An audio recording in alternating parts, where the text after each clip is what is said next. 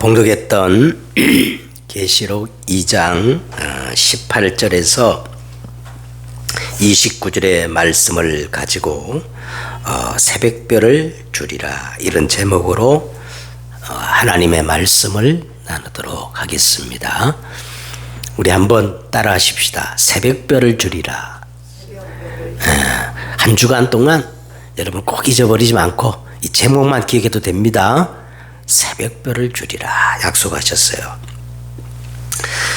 이제 우리는 이제 7교회에 보낸 편지를 가지고 이제 말씀을 나누고 있는데, 가장 첫 번째 교회가 에베소 교회였죠. 에베소 교회 다음에 어머나가 아니고 서머나 교회, 서머나 교회, 그 다음에 버가모 교회에서 오늘은 네 번째 어떤 교회입니까? 두아디라 교회입니다. 이 두아디라 교회는 우리가 사도행전 16장에 보면은 굉장히 유명한 인물이 나오는데, 그 인물의 출신지가 바로 두아디라 이 지역입니다. 사도 바울이 2차 선교 여행을 시작하면서, 바울은 총 3차에 걸쳐서 선교 여행을 했는데, 바울이 2차 선교 여행을 시작하면서 1차 선교 지역이었던 저 소아시아 지역을 다시 순회하면서 교회와 제자들을 든든히 세우는 것으로 시작했는데, 막 얼마나 역사가 일어났든지 바울이 고무될 정도로 큰 역사가 일어나는 거예요. 그 큰 역사가 일어나면 하나님 뜻이라고 생각할 수 있잖아요. 그런데 성경에 보니까 성령이, 누가요? 하나님의 영 성령이 바울이 아시아에 복음 전하는 것을, 이 말씀을 전하지 못하게 하시거늘. 그래서 바울이 처음에는 그래도 자기 나름대로 힘쓰고 애쓰고 부흥이 큰 역사 일어나니까 그렇게 힘쓰고 애쓰는데, 그런데 예수의 영이 허락지 아니하는 겁니다. 우리 같으면 큰 역사 일어나는데 이게 하나님의 뜻이구나 하고 어떤 일이 있어도 밀고 나갈 건데, 이 바울은 그렇게 하지 않았어요. 그래서 자기의 그 모든 것들을 다 내려놓고 드로아라는 곳에 내려가 가지고 밤중에 하나님의 이 정확한 인도를 받기 위해서 기도하는데 환상 중에 마게도냐 사람, 지금 유럽잖아, 유럽, 마게도냐 유럽 사람이 나타나 가지고 손짓을 하면서 빨리 와서 자기들을 도와달라는 환상이 보이는 겁니다. 이때 바울은요, 인생의 큰 전환점을 결단해요. 성경에 보니까 바울이 환상을 보았을 때에 이는 하나님이 저 사람들에게 복음을 전하라고 우리를 부르신 줄을 인정함이러라. 뭐 함이러라? 인정함이러라, 이렇게 기록되어 있어요. 우리 성경에는 인정하다라는 말로 기록됐는데, 이 원래 헬라어 원문에는요, 신비바조라는 말인데 이 뜻입니다. 격렬한 논쟁 끝에 설득당하다, 이런 뜻이거든요. 그러니까 바울이 하나님과 논쟁하다가 바울이 하나님께 어떻게 됐어요? 설득을 당한 것을 가리켜서 인정함이러라, 이렇게 말씀하는 거예요. 여러분, 우리가 진짜 비전은 하나님의 뜻에 내가 설득당하는 거예요. 그래서 바울은 아시아의 그 전도를 다 내려놓고 곧바로 어디로 가느냐면 유럽 쪽으로, 마게도냐 쪽으로 이제 가는데, 그 첫 번째 성, 가장 큰 성이 바로 빌립보라는 곳입니다. 우리 빌립보서도 있지요. 그 빌립보라는 곳인데, 바울이 그 빌립보의 지역에 들어가 가지고 이제 한 여자를 만났어요. 한 여자를 만났는데, 그 여자를 만나서 하나님의 말씀을 이렇게 전하는데, 이 여자가 얼마나 은혜를 받았던지 성경은 이 여자에 대해서 이렇게 말합니다. 두아디라 시에서 온 자색 옷감 장사로서 어디서 왔다고요? 오늘 우리 성경 본문에 나오는 두아디라시에서 온 자색 옷감 장사로서 하나님을 잘 섬기는 루디아라 그랬어요. 루디아. 그리고 이 루디아가 어디 출신이에요? 오늘 이제 본문에 나오는 두아디라 그 지역의 출신입니다. 하나님의 말씀이 얼마나 이렇게 잘 받던지요. 주께서 그 마음을 열어서 바울의 말을 따르게 하였다고 하면서 이제 이 루디아가 그와 그 집이 다 세례를 받고 바울에게 이렇게 청하는 거예요. 만일 나를 주 믿는 자로 알거든 우리 집에 들어와 유하라 하고 강권하여 바울에게 이렇게 말했다는 거예요. 그래서 그 유명한 빌립보 교회가 봐도 누구의 집에서 시작됐어요? 루디아의 집에서 이 빌립보 교회가 시작된 겁니다. 이와 같이 두아디라 시는요, 이 옷감, 직조로 유명하였고, 특히 이 생산되는 자줏빛 옷감, 이 자줏빛 옷감은 황족이나 귀족들이 입는 귀한 옷감으로 아주 고가에 팔리는 그런 상품이었어요. 그리고 루디아가 이 두아디라에서 이 옷감을 가져다가 이 유럽에 건너와 가지고 이제 로마의 황제나 귀족들에게 파는 여자 산업이었던 것 같아요. 산업인 것 같아요. 자, 그리고 이 두아디라는 로마의 그 무기를 만드는 철제 병기 제조창이 있는 곳입니다. 그래서 오늘 저와 여러분들이 이런 배경을 가지고 오늘 성경을 보아야 오늘 성경이 이해되어요. 이런 배경으로 오늘 본문에 그 발에는 빛나는 주석이라는 말이 이제 나오는 거고, 또 이 지역은 황제 숭배 사상, 각종 우상들, 특히 이 두아디라에서 주신이 있어서 주신, 그 많은 우상 중에 주신이 있는데 그게 누구냐면 그 그리스 로마 신화에 나오는 제우스 있죠. 제우스의 아들이 아폴로인데 이 두아디라 신은 그 제우스 신 아들 아폴로를 주신으로 섬기는 그런 도시예요. 그래서 예수님의 오늘 칭호가 이렇게 나옵니다. 유일하게 예수님은 어떻게 이렇게 소개해요? 하나님의 아들이라고 이렇게 소개하는 것을 볼 수가 있습니다. 자, 먼저 오늘 7교회가 다 그러하듯 서문에 항상 7교회 서문에는 누구를 소개해요? 예수님이 어떤 분인가, 예수님이 어떤 분인가를 소개하고 있는데, 뭐 예를 들어서 오늘 에베소 교회에서는 오른손에 7별을 붙잡고 7 금초대 사이를 거니시는 이가 이르시되 이렇게 소개했고, 서가모 교회는 어땠어요? 8절에 보니까 처음이요 마지막이며 죽었다가 살아나신 이가 가라사대 이렇게 소개되었고, 지난주 버가모 교회는 어떻게 해요? 좌우에 날선 금을 가진 이가 이르시되. 자, 오늘 이 두아디라 교회는 자 18절에 보세요. 어떻게 소개되는가? 예수님이 어떻게 소개되죠? 시작. 그 불이, 그 눈이 뭐 같고? 그 눈이 불꽃 같고 그 발이 빛난 주석 같은. 그리고 누구예요? 하나님의 아들이 이르시되 그랬어요. 자, 먼저 그 눈이 불꽃 같아 이 말은요, 눈은 어떤 기능을 갖고 있어요? 보고 살피는 기관이잖아요. 기능이잖아요. 그죠? 그래서 그 눈은 불꽃 같다는 말은 다스리는 이 통치를 의미합니다. 통치. 그 다음에 그 발이 뭐와 같고? 빛난 주석과 같으 그랬어요. 이 주석이란 말은요, 금속 중에 한 종류로 아주 이 강한 철을 얘기하는 겁니다. 다시 말하면 이 주석, 심판을 의미해요.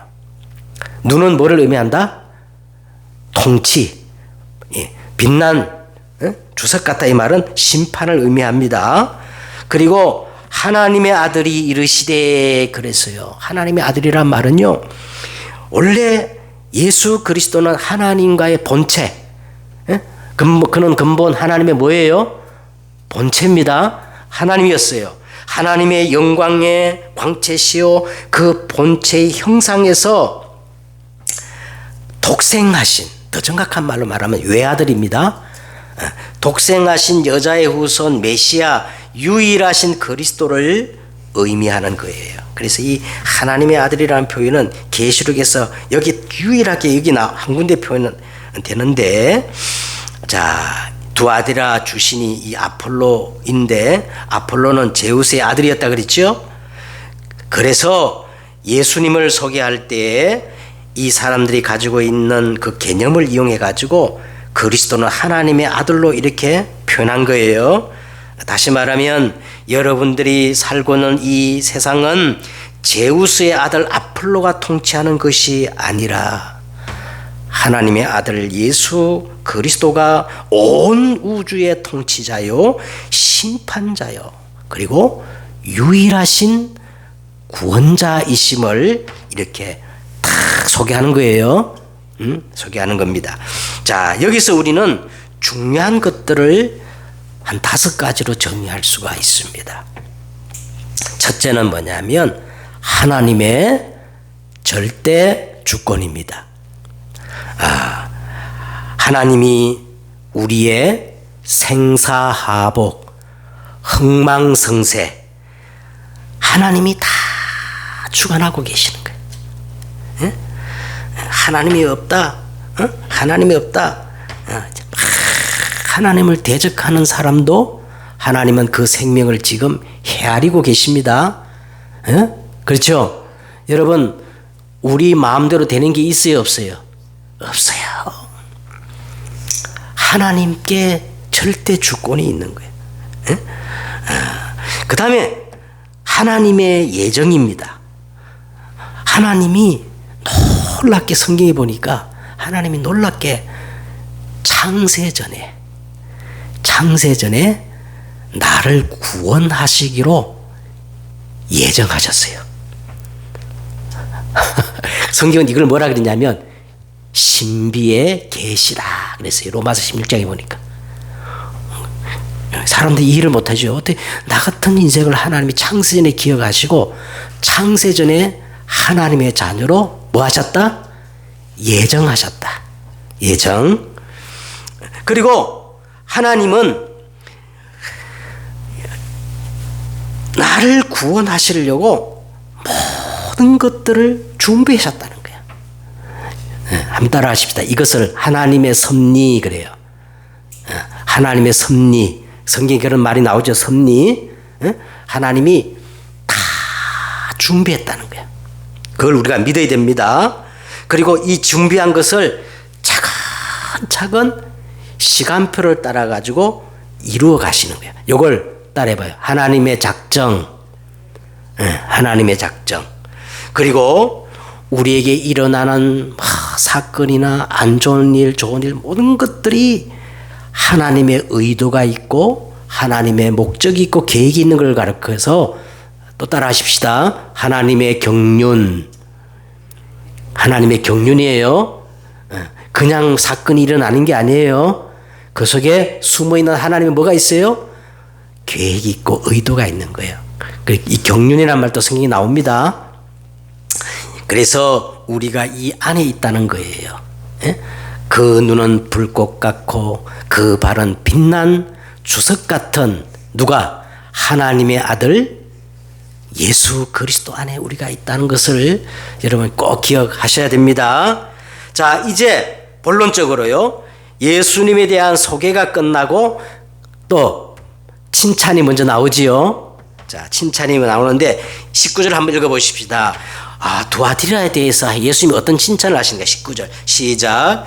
내가 내 사업과 사랑과 믿음과 섬김과 인내를 아노니 내 나중 행위가 처음 것보다 많도다. 여러분, 이건 굉장한 칭찬이에요.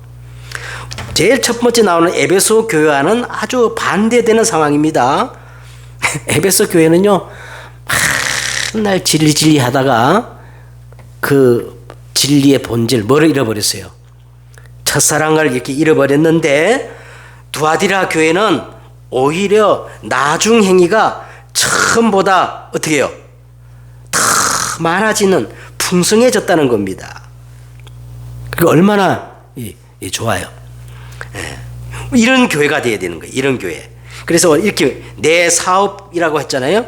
내 사업이란 말은 장사, 비즈니스가 아니라 그 뒤에 나오는 행위들, 네 가지 행위들을 잘 놓치거나 잃어버리지 않고 관리했다는 거예요.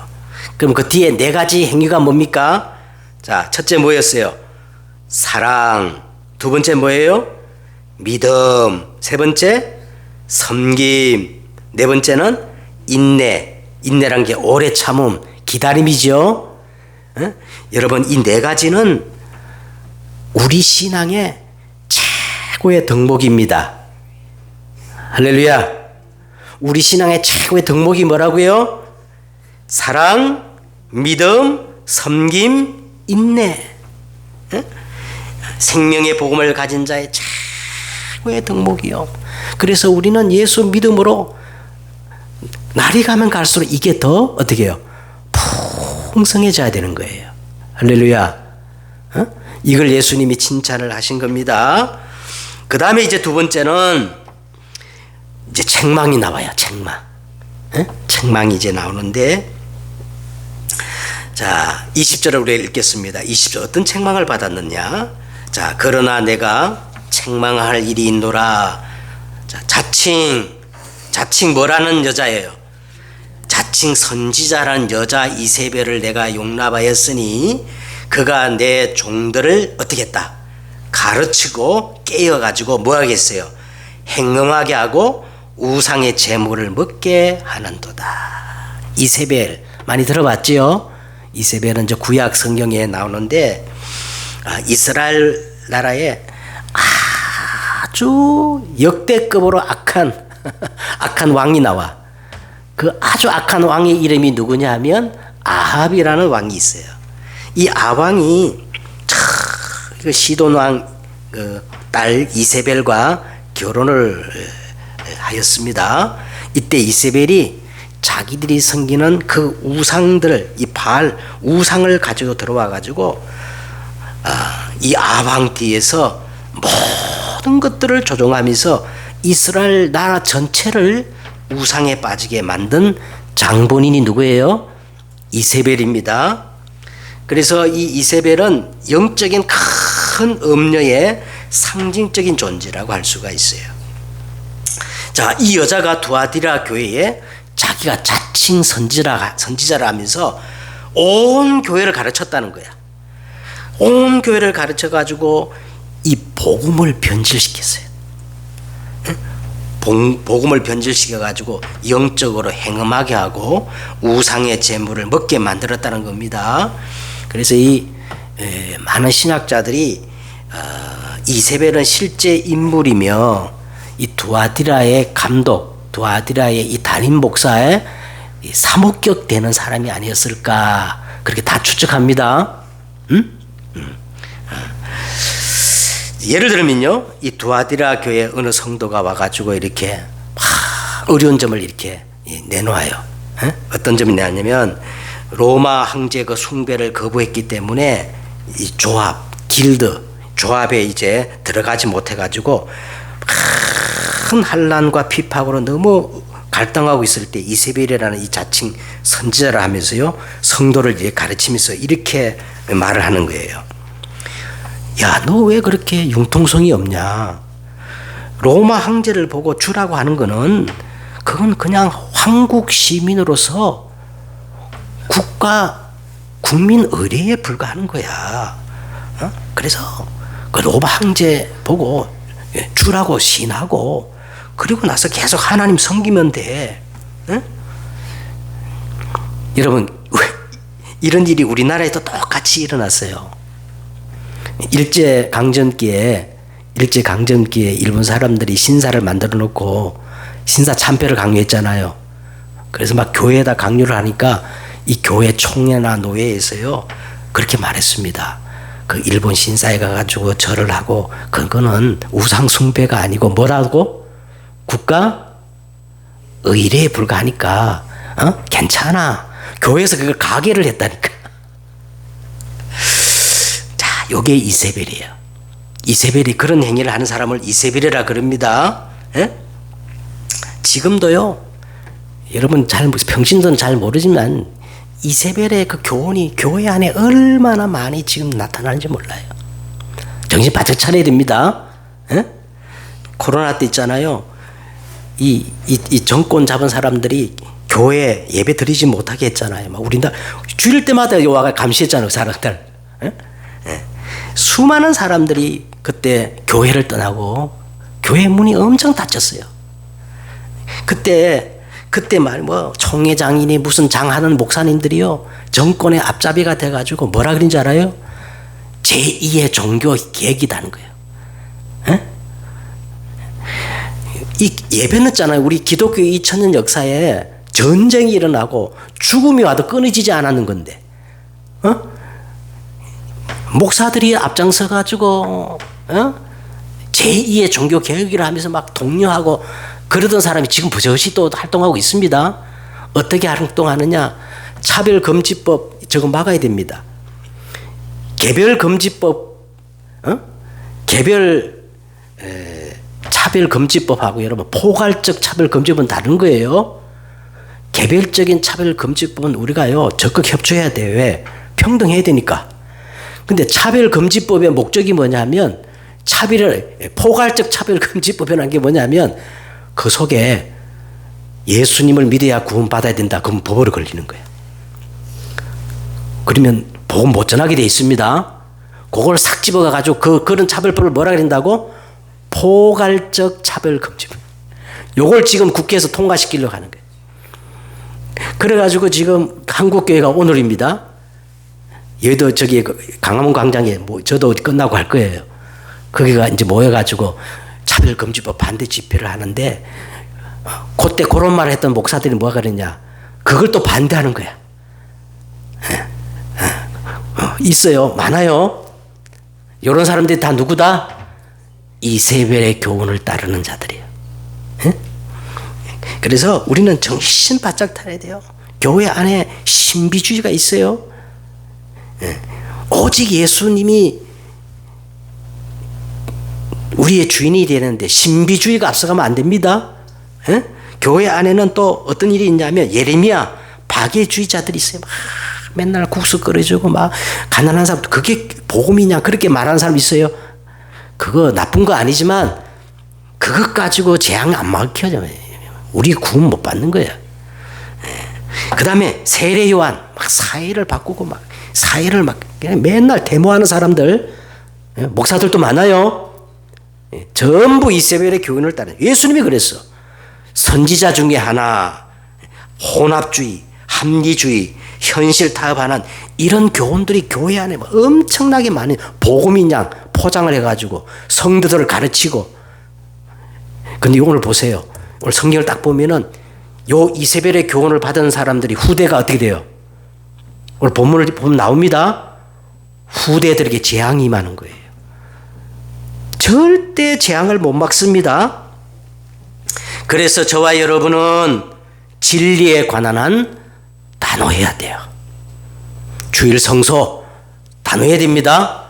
예배 타협하면 안 돼요. 술, 담배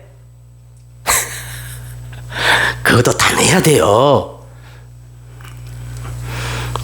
세 번째, 자, 그래서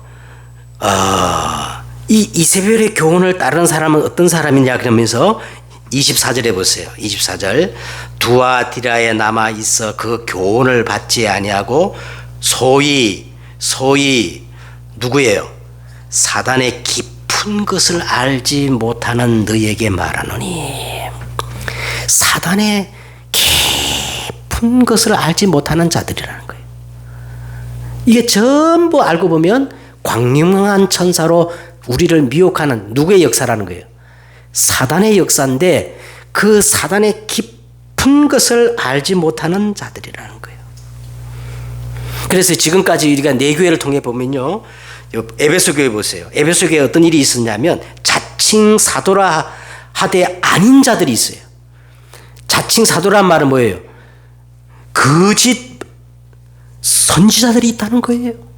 교회 안에 여러분, 목사라 해서 다 목사가 아닙니다.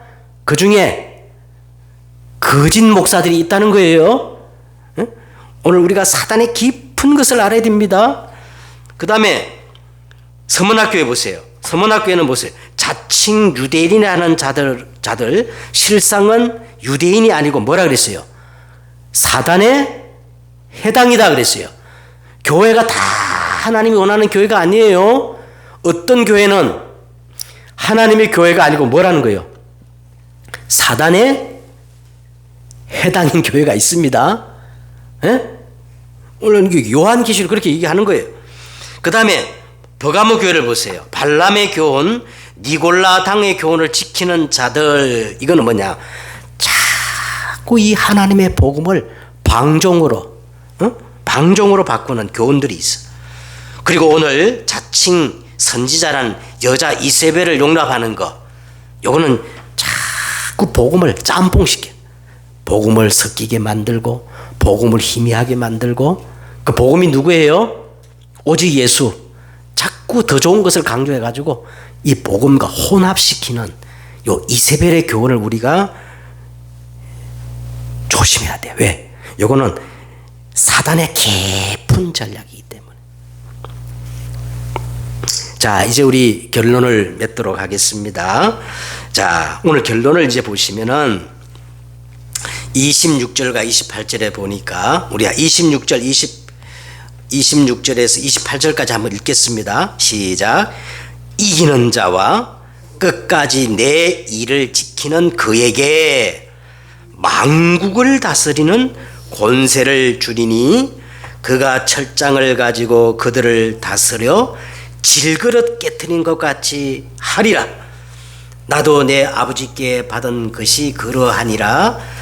그 다음 28절 시작. 내가 그에게 뭐를 주리라?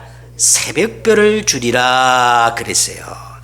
자, 이기는 자와 끝까지 내 일을 지키는 자에게 오늘 보니까 한 세 가지를 딱 얘기하고 계시네요. 세 가지. 첫째는 뭐냐면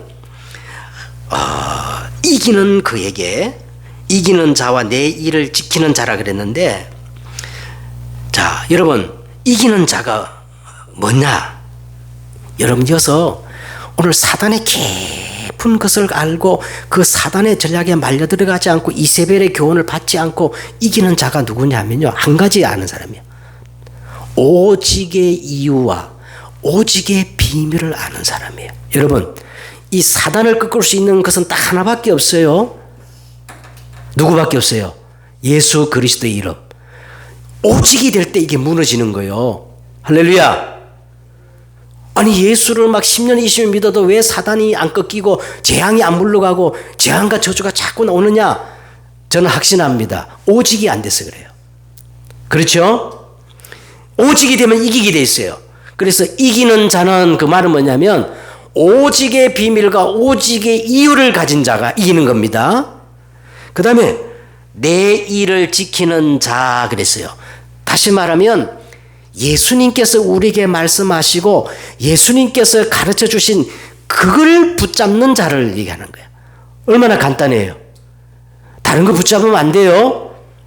예수님께서 우리에게 가르쳐 주시고 예수님께서 하라고 간 그걸 붙잡아야 되는 거예요. 자, 그게 뭐냐? 오직 그리스도, 오직 하나님의 나라, 오직 마지막에 성령, 성삼위 하나님입니다. 오직 예수 그리스도, 오직 하나님의 나라, 오직 성령 충만, 요게 예수님께서 우리에게 말씀하신 일입니다. 일. 그래서 이걸 붙잡은 자에게, 자, 첫째는 뭐를 약속했냐? 26절에 보니까 막 저는 이걸 보니까 막 굉장히 놀랐어요. 26절에 한번 보세요. 그에게 뭐를 줬다는 거예요? 만국을 다스리는 권세를 주리니, 그가 뭐를 가지고? 빛난 주석과 같은 그 철장을, 무기를 가지고 그들을 다스려 어떻게 할 거다? 질그릇 깨트리는 것과 같이 하리라. 그게 가능하냐? 가능합니다. 이 만국을 다스리는 권세란 말은요, 세상 임금 사단을 깨뜨리는 권세거든요. 할렐루야. 우리에게 철장을 가지고 그들을 다스려 질그릇 깨뜨리듯 그렇게 하겠다는 거예요. 오늘 막 이 역사가 오늘 강화문 현장에 일어날 줄 믿습니다. 오늘 저와 여러분이 철장, 이 철장, 만국을 다스리는 권세를 가지고 질그릇 깨뜨리듯 흑암의 권세가 무너질 줄 믿습니다. 아니 성경이 약속했어요. 이기는 자와 내 일을 지키는 자에게 오늘 그렇죠. 만국을 다스리는 뭐요? 권세를 주리니. 어떻게 그러냐? 그가 철장을 가지고 그들을 다스려 질그릇 깨뜨리듯이 그렇게 만들 것이다. 그 다음에 두 번째 뭐를 약속했냐면, 28절에 보세요. 내가 또 그에게 뭐를 주리라? 새벽별을 주리라. 계시록에 새벽별이라는 말이 이제 몇 번 나오는데, 계시록 22장 16절에 마지막에 보면요, 나 예수는 다윗의 뿌리여 자손이니 곧 광명한 새벽별이니라. 그럼 새벽별이 누구예요? 예수 그리스도입니다. 그래서 여러분, 오늘 우리가 새벽별을 받는다는 말은 마태복음 16장 16절에 예수님 말씀하셨어요.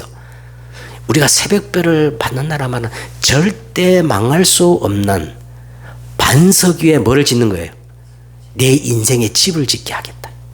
예수님이 반석이지요. 그래서 주는 그리스도요 살아계신 하나님의 고백하는 베드로에게 너는 베드로라, 내가 이 반석 위에 내 교회를 세우겠다. 그 다음에 두 번째 뭐를 약속하셨어요? 음부의 권세가 이지 못하는 권세를 주겠다는 거예요. 사단의 권세를 깨뜨릴 수 있는 권능을 우리에게 주시겠다고 약속한 겁니다.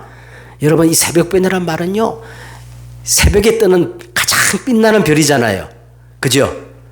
다시 말하면 간밤에 칠흑 같은 그 어둠이 이제 물러가고 광명한 아침을 다 맞이하게 될 때 뜨는 별이 누구예요? 그 새벽별이 누구라고요? 예수 그리스도야. 그래서 새벽별을 준다는 말은 이 캄캄한 흑암의 권세를 이길 수 있는 권능을 주겠다 이 말입니다. 그 다음에 세 번째는 새벽별을 주겠다는 말은, 그 다음에 예수님 뭐라 했어요? 땅에서 매면 하늘에서 매이고 땅에서 풀면 하늘에서 풀리는 뭐를 주겠다? 천국 열쇠를 주겠다는 겁니다. 할렐루야. 여러분, 우리가 기도하면 하늘 보좌에서 하늘 군대가 동원되지는. 그 다음에 세 번째는 뭐냐면 29절을 읽겠습니다. 29절, 귀 있는 자는 성령이 교회들에게 하시는 말씀을 들을지. 오늘 예수님이 하시는 말은 아무나 다 듣고 이해하는 게 아니라, 이 귀란 말은 영적인 귀입니다. 영적인 귀 있는 자만 들을지어다 이 말이에요. 이게 반복되어 나오는 겁니다. 자, 그래서 여러분, 우리가 이제 기도를 회복하셔야 돼요. 기도가 어떻게 회복되느냐? 그냥 24, 이게 기도의 완성이 24입니다. 24, 여러분 3집중을 통해서 24 회복하시기 바랍니다. 24라는 이 말이에요. 내가 어떤 곳에 있든지 어떤 상황이 오든지 무슨 일이 일어나든지 상관이 없어지는 거예요. 24.